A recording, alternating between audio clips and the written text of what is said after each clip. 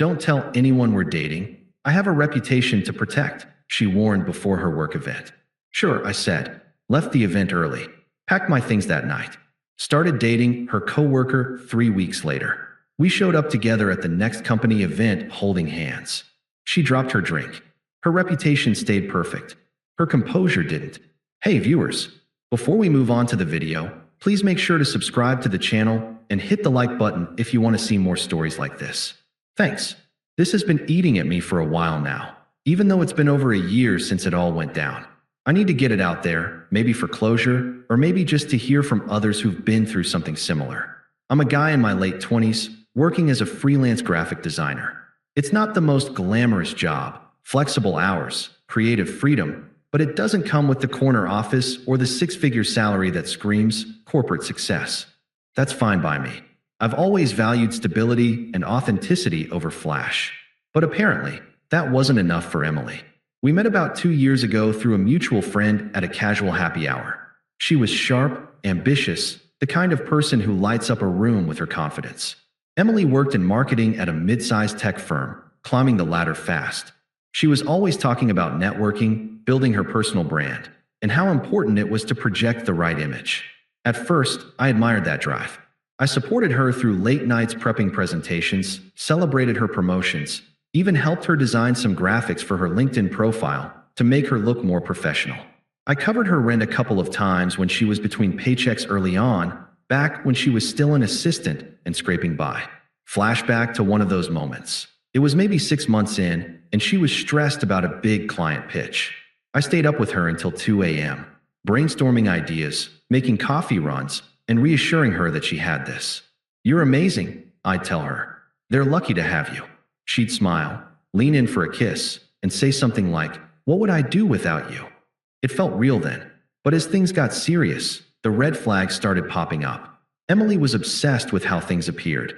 She didn't want to post about us on social media, not because she was private, but because, as she put it once, I have to curate my feed for professional opportunities. You get it, right? I did, or at least I convinced myself I did. I'd see her Instagram stories from work events, looking polished and single, laughing with colleagues, no mention of a boyfriend. It stung a little, but I rationalized it. She was building her career. I didn't want to hold her back. Then came the secrecy escalation. About a year into dating, she started insisting we keep things low-key around her work circle. My team is gossipy, she'd say. I don't want them thinking I'm distracted by personal stuff. Fair enough, I thought. But it went further. We'd go to neutral spots for dates. Avoid places where her coworkers might show up. One time, we ran into someone from her office at a coffee shop, and she introduced me as an old friend from college. I played along, but inside, it felt like a gut punch. Was I that embarrassing? I wasn't some slacker. I had my own clients, a solid portfolio, and I treated her like gold. But to her, I guess I didn't fit the power couple vibe she was chasing.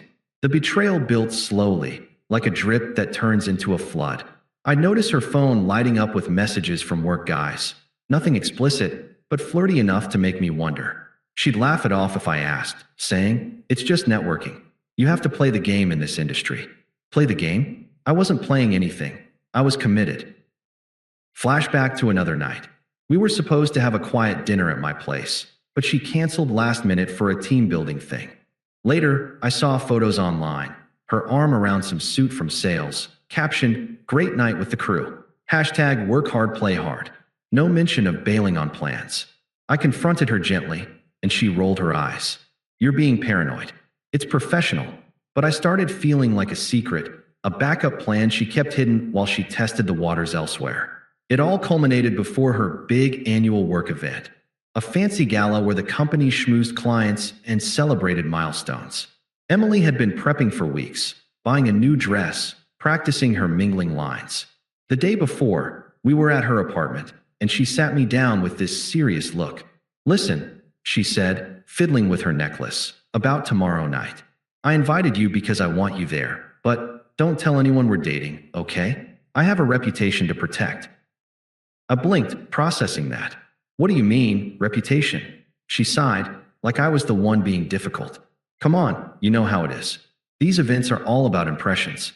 If people know I'm with someone outside the industry, someone who's Freelance, it might make me look less focused, less available for opportunities. I need to seem independent, ambitious. You get it, right? It's not about you. It's about the optics. Optics. Like I was a smudge on her perfect lens. I felt my chest tighten, but I kept my voice steady. So, what? I'm just supposed to act like a stranger? Not a stranger, she said, reaching for my hand with a smile that didn't reach her eyes. Just a friend. We can hang out after at home. It'll be fun sneaking around a bit. Fun. Yeah, right. Her words hung there, dismissive and smug, like she expected me to nod along gratefully. I could see the twisted logic in her head. She got to have me in private, but in public, I was erasable. It hit me then how undeserved this was. I'd been loyal, supportive, never once made her feel small. But here she was, treating me like a liability. Sure, I said calmly, pulling my hand back. No argument, no outburst. Just that one word. She beamed. Great. See you tomorrow. That conversation was the tipping point. The betrayal wasn't just the secrecy. It was the casual cruelty of it, the way she prioritized her reputation over my dignity.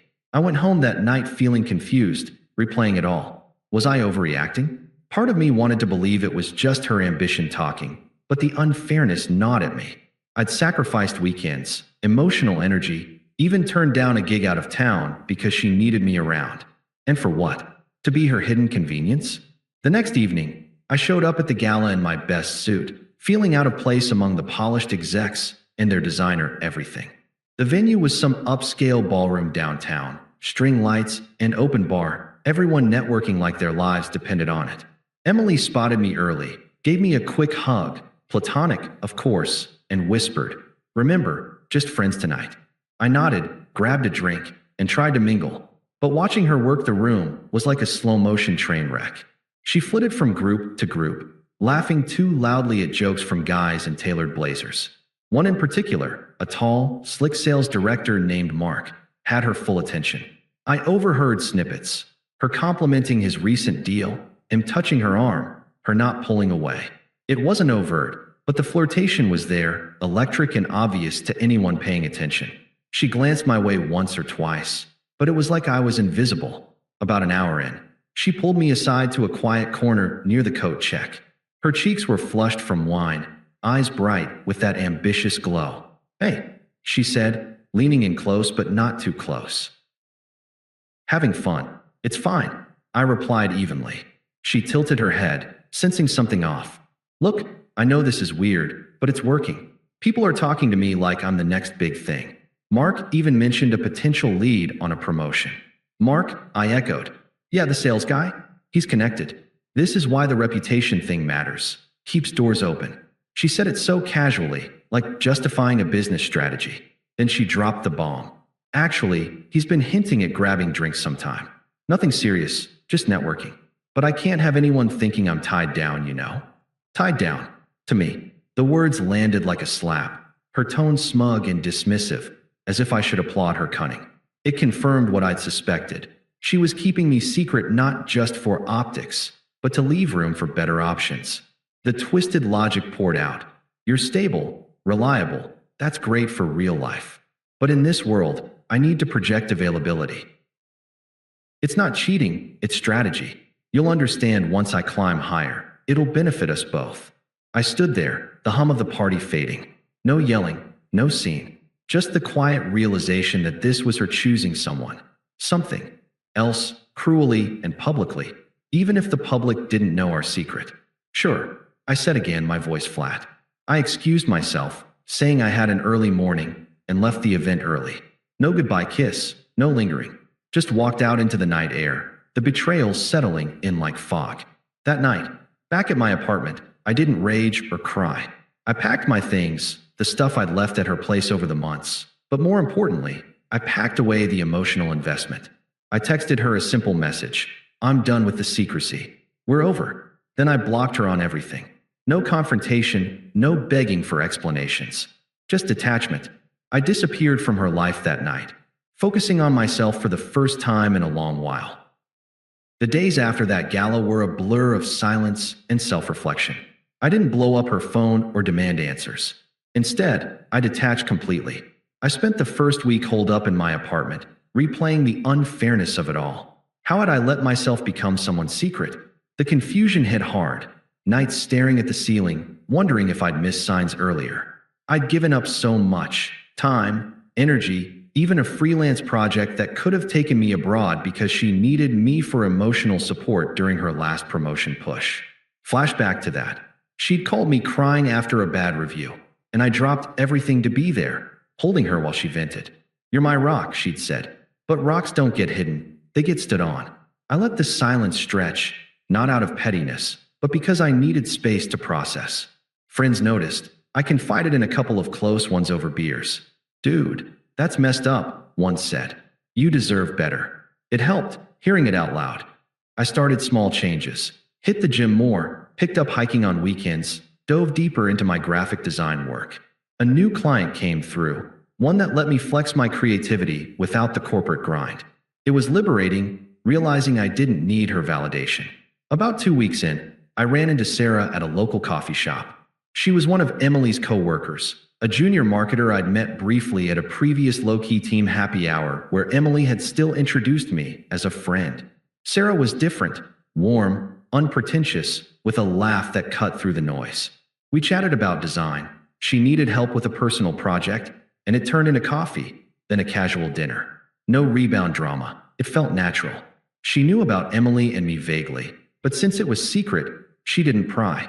3 weeks after the breakup, we made it official. Sarah didn't care about optics. She posted a photo of us hiking together the next day, captioning it, "Weekend adventures with this guy." It was the opposite of everything with Emily. Open, genuine. I didn't seek her out for revenge. It just happened. But as I rebuilt, the dignity came from within. No emotional outbursts, no stalking her socials. I vanished from her world, focusing on a life where I wasn't anyone's backup. Karma didn't take long to catch up, though it unfolded gradually, like watching a house of cards teeter. From what I pieced together later, through mutual acquaintances and the grapevine, Emily's strategy backfired spectacularly. That sales guy, Mark, turns out he was a serial networker, the kind who flirted with everyone for leads. He used her enthusiasm to get intros to her clients, then ghosted when a bigger opportunity came along. But it got worse. Whispers started at work about her being too eager, how she'd badmouthed a colleague to impress him. Her reputation, the one she'd guarded so fiercely, stayed perfect on the surface, all polished LinkedIn posts and forced smiles. But underneath, cracks formed. She messed up a big presentation, distracted by the fallout, and got passed over for that promotion. Friends from her circle drifted. Turns out, keeping secrets isolates you. She became the office cautionary tale, ambitious but unstable, always chasing the next shiny thing. I heard she started therapy, or at least that's what Sarah mentioned offhand one day. Office gossip. Emily isolated herself more, posting less, looking worn in the few sightings. The irony was delicious. She discarded me to protect her image, only to unravel because of it. Her perfect facade held, but her composure? Shattered. She was broke emotionally, maybe financially too after splurging on that gala dress and networking drinks that led nowhere. Mutual friends stopped defending her once the truth trickled out. How she'd played the field while stringing me along. It felt earned, not vengeful. Just the universe balancing the scales. The attempts to crawl back started about a month after the gala. At first, it was subtle, a text from a new number. "Hey, it's Emily. Can we talk? I miss our talks." I didn't respond. Then calls, voicemails piling up. The desperation ramped up quickly. One evening, my phone rang while I was cooking dinner with Sarah. I let it go to voicemail, but curiosity won. I played it on speaker later. "Hi, it's me." Emily's voice cracked a bit. "I know I screwed up. The secrecy was stupid. I was just scared of how it'd look at work. But you're the real thing. Mark was nothing, just a mistake. Please call back. We can fix this." Her excuses twisted like before, blaming fear, work pressure, anything but her choices. No real apology, just justifications. I deleted it without a word. A week later, she showed up at my apartment unannounced, banging on the door. Sarah was out, thankfully. I opened it, keeping the chain on. "Finally," she said, eyes red-rimmed, hair messy, far from her polished self. "Why are you ignoring me?" I said I'm sorry. The reputation thing, it was dumb. I was climbing so fast, I thought I had to play it safe. But I need you now. Things at work are falling apart. Mark turned out to be a jerk. He used me for connections and bailed. I'm alone, and it's killing me. Come on, let's go back to how it was. You were always there for me. She paced the hallway, voice rising. Don't you remember? I need my rock back. Hypocrisy dripped from every word. She'd hidden me, but now wanted me public when it suited her. I stayed calm, door barely open. Emily, there's nothing to fix. That chapter's closed. But why? Because of her? Sarah? That's low. Dating my coworker? You're doing this to hurt me. Desperation flipped to accusation, her true colors flashing. Entitled, manipulative. No, I said firmly. I'm doing this for me. She left huffing, but it wasn't over. Next came the reinforcements, her toxic crew. First, a call from her sister, who I'd met once and found overbearing. Is this you? The sister barked. Emily's a mess because of your pettiness. She made one mistake. Big deal. Man up and take her back. Family sticks together, but you're acting like a child. I hung up mid-rant. Then mutual friends texted, egged on by her. Dude, hear her out. She's changed. Unpleasant guilt trips, all echoing her narrative. The final straw was an angry voicemail from Emily herself, a few days later. Fine, ignore me. But dating Sarah? That's revenge, pure and simple. You're pathetic if you think she'll stick around. I gave you everything, stability, love, and you throw it away? Screw you. You'll regret this when I'm back on top. Her attempts had escalated from pleading to rage, exposing the smugness I'd overlooked. I blocked the new numbers, detached further. She was unraveling, but it wasn't my problem. The climax came at the next company event, a holiday party 6 months later at the same upscale venue. Sarah invited me as her +1. By then, we were solid, talking about moving in together. I'd heard through the grapevine that Emily was hanging on by a thread at work, demoted to smaller projects. Her once vibrant social circle thinned out. But I didn't dwell on it. My life had upgraded, steady clients, a supportive relationship, even a side hustle teaching design workshops. She was irrelevant, a faded lesson in self-respect. We walked in holding hands, Sarah in a sleek dress, me feeling at ease for the first time in that crowd. The room buzzed with holiday cheer, twinkling lights, clinking glasses. I spotted Emily across the way, nursing a drink alone, her polish cracked, makeup a bit too heavy, smile forced. When she saw us, her glass slipped from her hand, shattering on the floor. Heads turned, but she just stood there, composure gone, face paling like she'd seen a ghost. She made a beeline over during a lull, cornering us near the dessert table. Sarah stepped aside politely, giving me space, but stayed close. What the hell is this? Emily hissed, voice low but trembling. Her eyes darted to our linked fingers. You bring her here? To my event? After everything. It's our event now. I said calmly, no edge, just fact. She faltered, desperation cracking through. Please, can we talk? Alone? I've been a wreck. Work's killing me. That promotion slipped away. Mark was a disaster, and now everyone's whispering. I realize now how wrong I was. The secrecy, it was my insecurity. You were the best thing I had. Let's try again. I'll shout it from the rooftops this time. No more hiding. Her words echoed her old twisted logic, but flipped. Now she wanted public when she was the one crumbling. Hypocrisy laid bare. She'd made me feel like a liability, but here she was, begging for my stability. I looked her in the eye, firm and detached. Emily, that ship sailed. You chose your reputation over us, and it worked out exactly as you planned, on the surface. But I'm not your safety net anymore. I've built something real here, with someone who values me openly. You're just a reminder of what I don't need. She recoiled, tears welling. How can you be so cold? Seeing you with her, it hurts. Don't you care at all? Not anymore. I replied evenly. This is my life now, thriving, without the games. You're irrelevant to it. She turned away, muttering something about me being heartless, but the power had reversed. She slunk off, composure in tatters, while Sarah and I enjoyed the night. Her reputation stayed perfect in that corporate bubble, but everyone saw the drop, the desperation. It was the visual reversal she'd earned. Looking back, that encounter sealed it. No more texts, no more drama. I proposed to Sarah a year later, and life's never been better. If you're reading this and feeling like someone's secret, walk away. Dignity's worth more than any facade. Thanks for watching. Make sure to subscribe to the channel and hit the like button. What do you think about this story? Share it in the comments.